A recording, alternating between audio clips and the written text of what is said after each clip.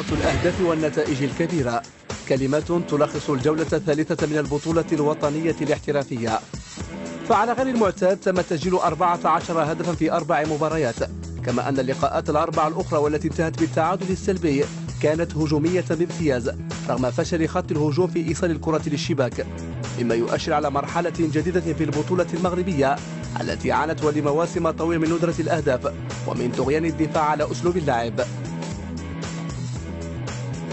شباب الريف الحسيمية الباحث عن تحقيق بداية مثالية بعد تأهله لربع نهائي مسابقة كأس العرش وحظه ل4 نقاط من مباراتين في البطولة لم يكن رحيما بحسنية أكادير وأمطر شباكه بخماسية.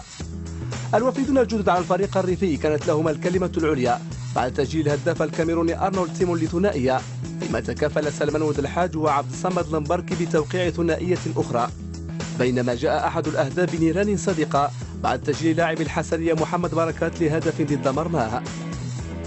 الفوز بخماسية منح سفير الكرة الريفية الصدارة عن جدارة، وأرسل من خلاله تحذيرا لباقي الأندية مفاده أنه لن يكون رقما صغيرا في معادلة البطولة، بينما الكبوة الثانية لفارس أكادير قد تعاجل برحيل الفرنسي هوبرفيلد من قلعة سوس مبكرا. من الشمال إلى الغرب، حيث ربما شكلت مفاجأة نوعا ما، لم يكن أحد يتوقع بأن فارس سوس سيخسر وبخماسية نظيفة، ولكن شباب الريف بتجديد في دمائه بإعطاء ثقة لعناصر شكلت أعمدة للفريق الموسم الماضي تمكن من خلق ربما توليفة تقدم الأفضل هذا الموسم وتعد بالكثير من التشويق والإثارة.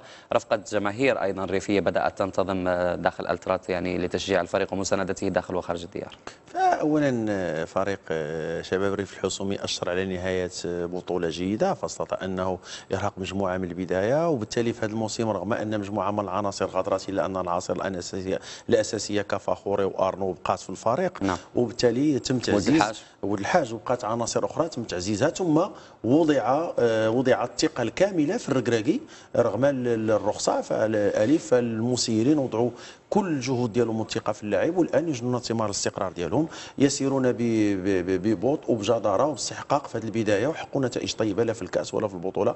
هنيئا لفريق الريف الحسومي بهذه النتائج. حسنيه اكادير يعني مع هوبرفيلد المدرب الجديد لهذا الفريق ربما ايضا هو الاخر يطرح اكثر من علامه استفهام، نتائج سلبيه منذ بدايه الموسم، وهل يمكن القول بانه هو الفريق قام بعدد من الانتدابات التي لا بد ايضا لها من الوقت اللازم. يعني نحن الآن دائما ما نتحدث عن هذه الإشكالية ونقول بأنه الحكم صعب لأننا لازلنا في الدورة الثالثة، ومن الفرق أيضا مثل الحسنية خرج مبكرا يعني من المنافسات، فربما الآن تجديد الدماء توليفة لا بد لها من الوقت للانسجام.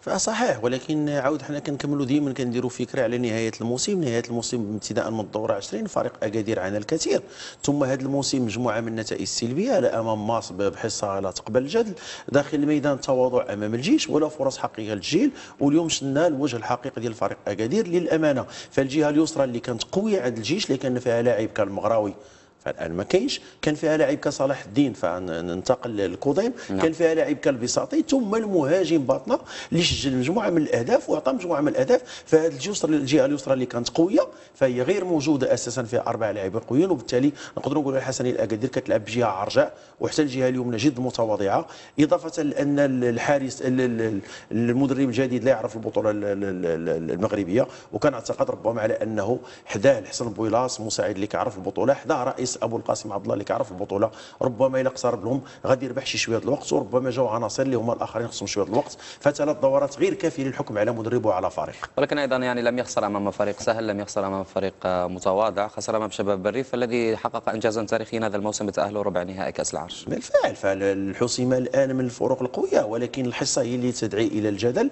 لان 5 اهداف بالطريقه اللي شفناها وربما كانت تكون الغله اكثر فهي اللي كتدعي الجدل. نتمنى ان كان انهيار في دفاعات نادي حسنية أكادير. اللاعب المغربي ملي كيجي الهدف الثاني فالكل شيء كيولي فوضوي، كل شيء كيولي باغي يسجل بلا ما يدير مهام دفاعيه. نتمنوا ان الاكادير ترجع بقوه. نعم، مسار الجديد يسحق ضيفه وداد فاز بثلاثيه نظيفه، النادي القنيطري يتعادل بدون اهداف مع اتحاد الخميسات، نفس النتيجه انتهى عليها لقاء النادي المكناسي مع المغرب التطواني، وعلى الاصفار ايضا انتهى لقاء شباب مسيره مع اولمبيك خريبكا. قمه المغرب الفاسي وضيفه اولمبيك اسفي تنتهي ب5 اهداف لنادي العاصمه العلميه مقابل هدف واحد للقرش المسفيوي. البيضاوي. قمة أخرى أبت إلا تنتهي بتعادل أبيض، وهي مباراة الجيش الملكي والرجاء البيضاوي. أما شباب الريف الحسيمي فعلى العكس ضرب بقوة وسحق ضيفه حسنية أكادير وب5 أهداف مقابل لا شيء. وأخيرا قمة الوداد البيضاوي والفتح الرياضي تنتهي بفوز رفاق ياجور وبهدفين نظيفين. هذه النتائج جعلت الترتيب العام للبطولة على النحو التالي: في الصدارة فريق المغرب الفاسي ب7 نقاط وبفارق الأهداف أمام شباب الريف الحسيمي صاحب المركز الثاني، والدفاع الحسني الجديدي صاحب المركز الثالث. في المركز الرابع نادي الوداد ب6 نقاط مع مباراة ناقصة. في المركز الخامس المغرب التطواني وب5 نقاط. وفي المركز الرابع عشر في مؤخرة الترتيب وداد فاس بنقطة يتيمة. في المركز الخامس عشر أولمبيك آسفي وبنفس الرصيد. وفي المركز الأخير حسنية أكادير وبنقطة واحدة فقط.